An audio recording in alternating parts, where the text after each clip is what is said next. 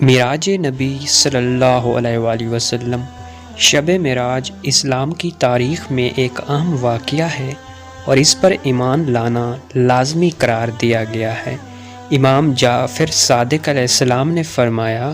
جو معراج کے واقعے پر یقین نہیں رکھتا وہ ہم میں سے نہیں ہے۔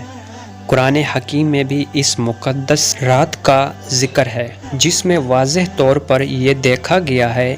کہ ماہ رجب کی 27 تاریخ کو اللہ تعالیٰ نے حضرت جبرائیل علیہ السلام کو حضرت محمد صلی اللہ علیہ وآلہ وسلم کے پاس بھیجا،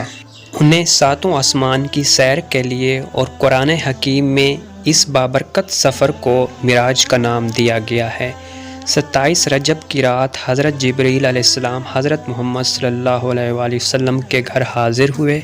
اور آپ کو نیند سے بیدار کیا اور اللہ تعالیٰ کا پیغام دیا۔